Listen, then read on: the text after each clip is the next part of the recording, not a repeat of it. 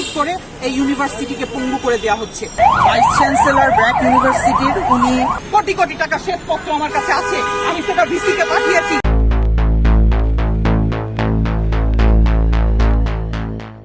Vice chancellor BRAC ইউনিভার্সিটির উনি আগে থেকে কোনো প্রকার কোনো ধরনের নোটিশ না দিয়ে আমার বিরুদ্ধে কোনো ধরনের কোনো অভিযোগ প্রমাণ করতে না পেরে, কোনো অভিযোগ না থাকা সত্ত্বেও আমাকে ওনার অফিসে ডেকে আজকে বলেছেন আপনি আজকের ডেটে রিজাইন করবেন অথবা আপনাকে টার্মিনেট করা হবে।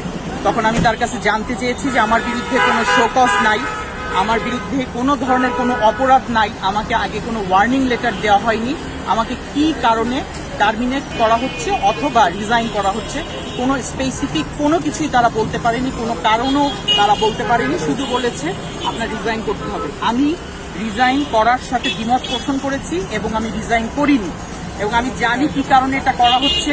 ব্র্যাক ইউনিভার্সিটির যাদের সাথে, যে ছেলে মেয়েদের সাথে আমি গত 15 বছর কাজ করে এসেছি, সেই ছেলে মেয়েদের বাবা মার অর্জিত যে শিক্ষার জন্য তারা যে টিউশন ফিস দেয়, সেই টাকায় যে পরিমাণ এখানে অস্বচ্ছভাবে এইখানে চলছে ব্র্যাক ইউনিভার্সিটির কার্যক্রম, গত 10 মাসে আমি ইন্টারিম ডিরেক্টর হিসেবে এগুলোর বিরুদ্ধে প্রতিবাদ করেছি এবং আমি আর্থিক অনিয়মের সমস্ত রেকর্ড আমার কাছে আছে, সেটা আমি ভাইস চ্যান্সেলরকে পাঠিয়েছি গত 15 দিন আগে ইমেল করে এবং সেখানে বোর্ডের সদস্যদেরকেও আমি রেখেছি যে এই অনিয়ম, অসঙ্গতি এবং এই যে এখানে যে টাকা পয়সার কারচুপি হচ্ছে, এটা আমাদের ছেলে মেয়েদের টাকা, সেগুলোর বিরুদ্ধে প্রয়োজনীয় ব্যবস্থা নেওয়া হোক।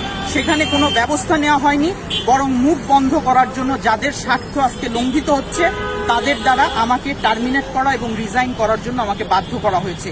কিন্তু যেহেতু এই ইউনিভার্সিটির পেছনে আমাদের গত 15 বছরের ঘামশ্রম আছে, এই ইউনিভার্সিটির প্রত্যেকটি ছেলে মেয়ে আমাকে চেনে, যাদের সাথে আমি রেজিডেন্সিয়াল সেমিস্টারে কাজ করেছি। আজকে আমি কোনোভাবেই এই অন্যায়, আমি চলে যেতে পারি কিন্তু আমি অন্যায় মেনে কোনোভাবেই যাব না। আমি কোনো অপরাধ করিনি, আমার নামে কোনো অ্যালিগেশন দেখাতে পারেনি, আমাকে কোনো শো কজ করেনি, আমার বিরুদ্ধে কোনো ওয়ার্নিং লেটার নাই, কিছুই নেই। হঠাৎ করে এসে আজকে আমাকে কি কারণে আমাকে রিজাইন করতে বলা হচ্ছে, এর কোনো কারণ নাই। এর বিরুদ্ধে আমি আইনগতভাবে লড়াই করব এবং আমি যাদের জন্য সবসময় ফাইট করেছি তারাও এগুলোর বিরুদ্ধে অবশ্যই তারা প্রয়োজনীয়ভাবে আইনসঙ্গতভাবে এবং অন্যান্য সকল গণতান্ত্রিক অধিকার প্রয়োগ করে আমরা লড়াই চালিয়ে যাব। না হলে এই ইউনিভার্সিটিতে যে অনিয়ম চলছে, আমাদের ছেলেমেয়েরা বঞ্চিত। আপনারা দেখেছেন 2 মাস আগে একজন ডিনকে যেভাবে সাসপেন্ড করেছেন ভিসি, তার বিরুদ্ধে এখানে যথেষ্ট পরিমাণে প্রতিবাদ হয়েছে এবং সেটা যে অন্যায় ছিল পরবর্তীতে সেটা মেনে নিতে বাধ্য হয়েছে, উনি ফিরে এসেছেন। শুট করে এই ইউনিভার্সিটিকে পঙ্গু করে দেওয়া হচ্ছে। এর বিরুদ্ধে আমি প্রতিবাদ করব, আমি চলে যেতে পারি কিন্তু আমি প্রতিবাদের স্বার্থে যাতে পরবর্তীতে এই ধরনের কোনো অন্যায় না হয়, কোনো স্টাফকে এভাবে মানহানিকর অবস্থার মধ্যে পড়তে না হয়, আমি আমার সহকর্মীদের, আমি কমরেডদের নিয়ে আমি লড়াই চালিয়ে যাব। আজকে আমি আমরণ অনশনে বসলাম এই অন্যায়ের বিচার না হওয়া পর্যন্ত এবং এই ভিসির জুলুম শেষ না হওয়া পর্যন্ত। এখান থেকে আমরণ অনশন থেকে আমি এবং আমরা উঠব না এবং সমস্ত যে আর্থিক অনিয়ম এখানে হয়েছে, যারা এই আর্থিক অনিয়মের সাথে জড়িত, লক্ষ লক্ষ যারা টাকা প্রস্তুত করেছে, তার শ্বেতপত্র, কোটি কোটি টাকা শ্বেতপত্র আমার কাছে আছে, আমি সেটা ভিসিকে পাঠিয়েছি।